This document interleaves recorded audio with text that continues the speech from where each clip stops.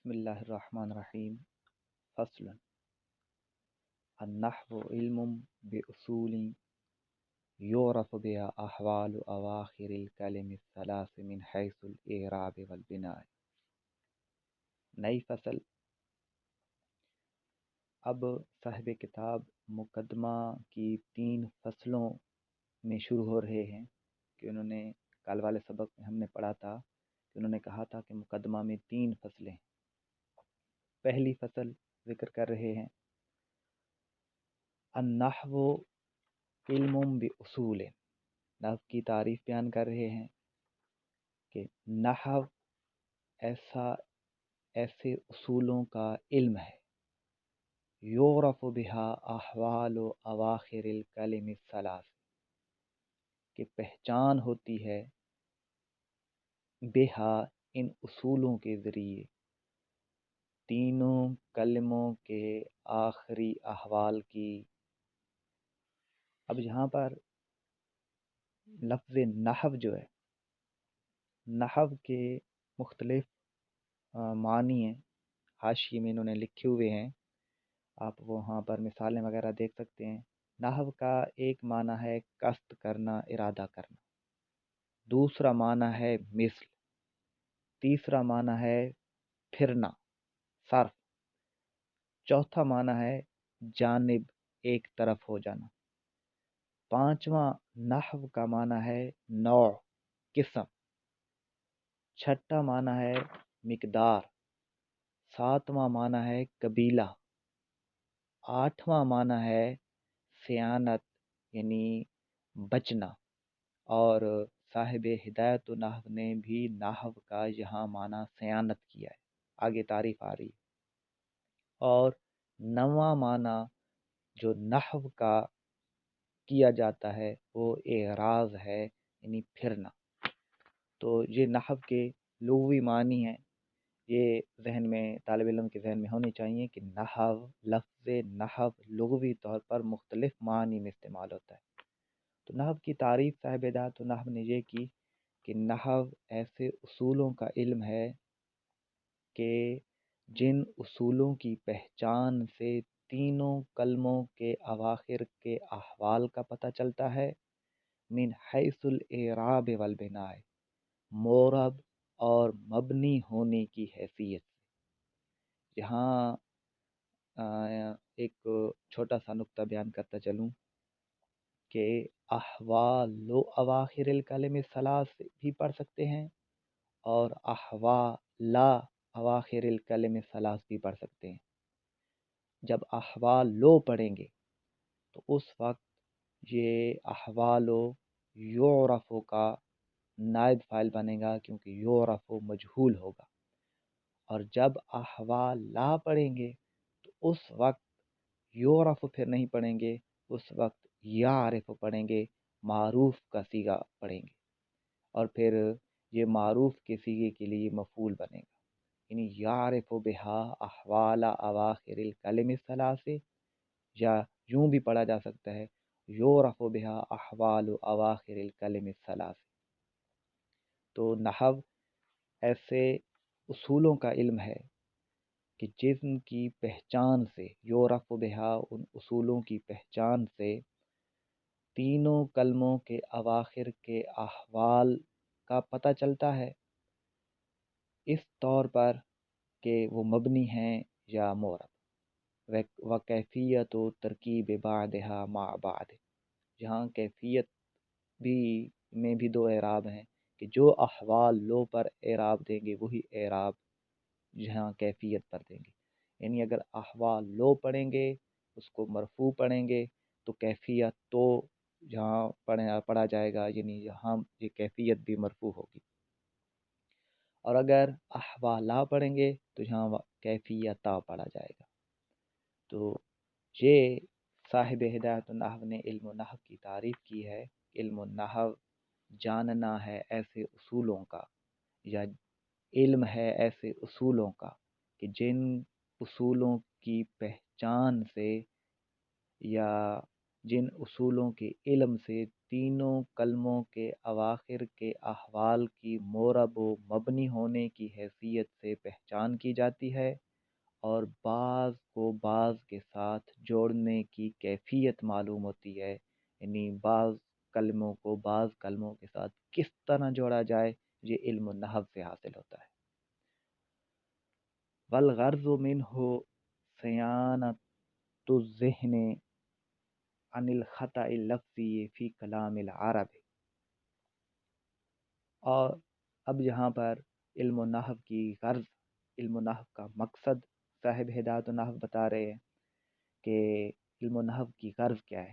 والغرض منہ، علم النحو کی غرض یہ ہے کہ صیانۃ الذہن عن الخطأ اللفظی فی کلام العرب، کلام عرب میں لفظی خطا سے ذہن کو بچانا، یہ نحو کی غرض ہے۔ کلام عرب میں لفظی خطا سے ذہن کو بچانا، یہ نحو کی غرض ہے۔ یہاں پر ایک سوال پیدا ہوتا ہے کہ بہت سارے لوگ علم النحو جاننے کے باوجود بھی اپنے آپ کو غلطی سے، لفظی غلطی سے نہیں بچا سکتے۔ اس کا جواب یہ ہے کہ کلام عرب میں لفظی غلطی سے ذہن کو جو نحو بچاتی ہے، اس سے مراد یہ ہے کہ وہ جو اصول ہیں وہ ذہن میں حاضر ہونے چاہیے، یعنی یاد ہونے چاہیے۔ صرف پڑھ لینا کافی نہیں ہوتا، جب تک ان اصولوں کا استحضار نہیں ہوگا، جب تک وہ اصول، وہ قواعد ذہن میں حاضر نہیں ہوں گے، یاد نہیں ہوں گے، اس وقت تک غلطی سے نہیں بچا جا سکتا۔ تو بہرحال لفظی غلطی سے تب بچا جا سکتا ہے جب علم النحو کے قواعد یاد ہوں، صرف پڑھ لینا کافی نہیں ہے، بار بار آدمی ان کو دہراتا رہے۔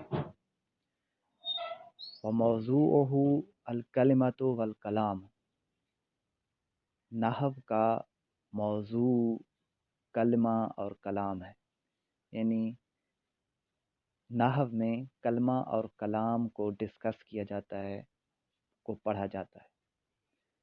اگلی فصل، فصل الکلمۃ لفظ وضع لمعنی مفرد، نئی فصل ہے، یہ مقدمہ کی دوسری فصل، 3 فصلیں مقدمہ میں ہیں، یہ دوسری فصل شروع ہو رہی ہے۔ کلمہ وہ لفظ ہے جو وضع کیا گیا ہے معنی مفرد کے لیے، یا یوں بھی اس کا ترجمہ کیا جا سکتا ہے کہ کلمہ ایسا لفظ ہے جو معنی مفرد کے لیے وضع کیا گیا ہے۔ جہاں ایک چھوٹی سی بات یاد رکھیں کہ مفردن بھی پڑھا جا سکتا ہے، مفردن بھی پڑھا جا سکتا ہے، اور مفردن بھی پڑھا جا سکتا ہے۔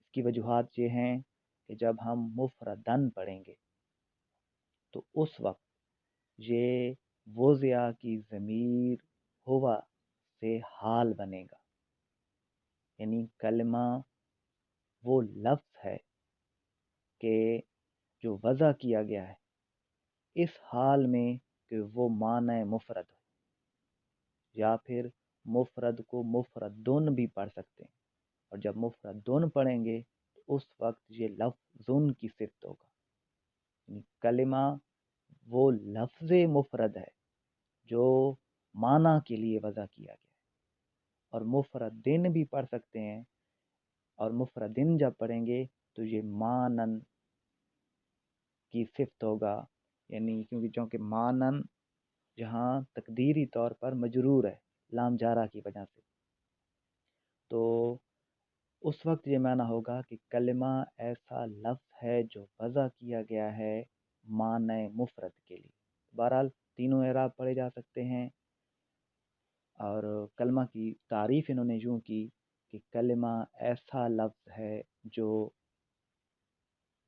وضع کیا گیا ہے معنی مفرد کے لیے، یا کلمہ ایسا مفرد لفظ ہے جو معنی کے لیے وضع کیا گیا ہے۔ وَهِيَ مُنْحَصِرَةٌ فِي ثَلَاثَةِ اقسام، اور یہ یعنی کلمہ 3 اقسام میں منحصر ہے، 3 اقسام میں منقسم ہے، 3 اقسام میں بند کیا گیا ہے۔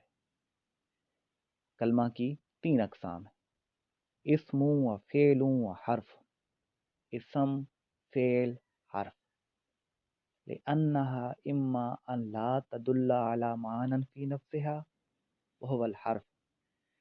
پہلے تو انہوں نے صاحب کتاب نے یہ بتا دیا کہ کلمہ کی 3 اقسام ہیں۔ اب ان 3 اقسام کی وجہ حصر بیان کر رہے ہیں کہ یہ 3 ہی اقسام میں کیوں بند ہے، اس کی 3 ہی قسمیں کیوں ہیں، زیادہ یا کم کیوں نہیں۔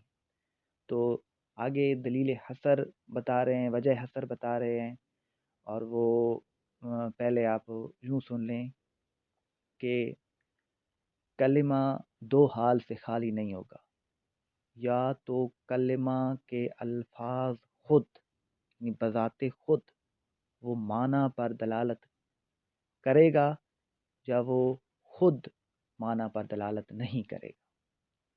اگر کلمہ بذات خود معنی پر دلالت نہیں کر رہا تو وہ حرف ہوگا، اور اگر معنی پر دلالت کر رہا ہے تو پھر 2 حال سے خالی نہیں ہوگا، یا تو اس کے ساتھ زمانہ ملا ہوا ہوگا یا زمانہ ملا ہوا نہیں ہوگا۔ اگر زمانہ ملا ہوا ہو تو وہ فعل ہے، اور اگر زمانہ ملا ہوا نہ ہو تو وہ اسم ہے۔ یہی دلیل حصر صاحب ہدایت النحو آگے بیان کریں گے۔ لأنہا، اس لیے کہ یہ یعنی 3 قسموں میں یہ منقسم ہے، اس لیے کہ کلمہ اما اللہ تدل علی معنی فی نفسها، کہ کلمہ یا تو دلالت نہیں کرے گا اپنی ذات میں معنی پر، فی نفسها کا معنی آپ خود بخود بھی کر سکتے ہیں، یعنی کلمہ خود بخود اپنے معنی پر دلالت نہیں کرے گا، یعنی اپنی ذات کے معنی پر دلالت کرنے کے لیے دوسرے لفظوں کے ملانے کی ضرورت پڑے گی یا نہیں پڑے گی۔ اما ان لا تدل علی معنی فی نفسہ، وہ خود اپنی ذات کے معنی پر دلالت نہیں کرے گا، اور اگر نہیں کرے گا یعنی معنی بتانے کے لیے کلمہ کو دوسرے کلموں کی بھی ضرورت پڑے گی، وہ الحرف ہو تو وہ حرف ہے۔ او تدل علی معنی فی نفسها، یا دلالت کرے گا خود اپنے معنی پر، وَيَقْتَرِنُ مَعْنَاهَا بِأَحَدِ الْأَزْمِنَةِ الثَّلَاثَةِ، اور اس کے معنی سے ملا ہوا ہوگا 3 زمانوں میں سے کوئی ایک زمانہ، یعنی اپنی ذات پر کلمہ اپنی ذات کے معنی پر دلالت کر رہا ہے، یا خود اپنے معنی پر دلالت کر رہا ہے، اور اس کے ساتھ 3 زمانوں میں سے کوئی زمانہ بھی ملا ہوا ہے، وہ الفعل، تو وہ فعل ہے۔ او تدل علی معنی فی نفسها ولم یقترن معناها به، یا وہ خود اپنے معنی پر دلالت کر رہا ہے اور لم یقترن معناها به، اور اس کے ساتھ 3 زمانوں میں سے کوئی ایک زمانہ ملا ہوا نہیں ہے، بھی میں ہا ضمیر جو ہے یہ احد الازمنۃ الثلاثہ کی طرف لوٹ رہی ہے، یعنی کلمہ اگر اپنی ذات کے معنی پر دلالت کر رہا ہے اور اس کے ساتھ 3 زمانوں میں سے کوئی زمانہ ملا ہوا نہیں ہے، وہ الاسم، تو وہ اسم ہے۔ فحد الاسم، آگے اسم کی تعریف بیان کر رہے ہیں۔ اچھا، جہاں پر یہ بھی یاد رکھیں کہ میں پڑھ رہا ہوں وہ الاسم فحد الاسم، وہ الاسم یا فحد الاسم میں نہیں پڑھ رہا۔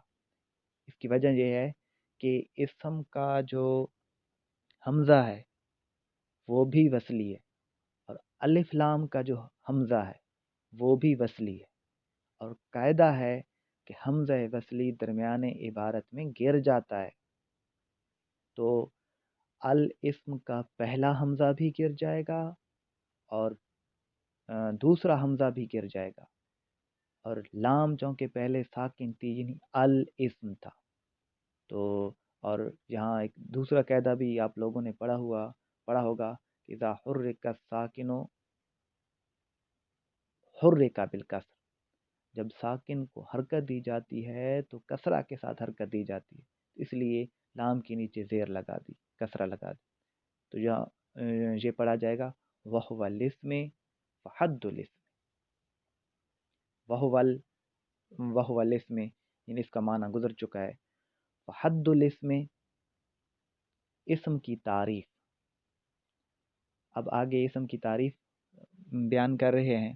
اسم کی تعریف یہ ہے کہ کلمۃ تدل علی معنی فی نفسها غیر مقترن باحد الازمنۃ الثلاثۃ عن الماضی والحال والاستقبال کرجل وعلم، یعنی وجہ حصر میں ہی اسم کی تعریف آ گئی تھی، لیکن اس کے باوجود صاحب ہدایت و نحو نے الگ سے بھی اسم کی تعریف کر دی۔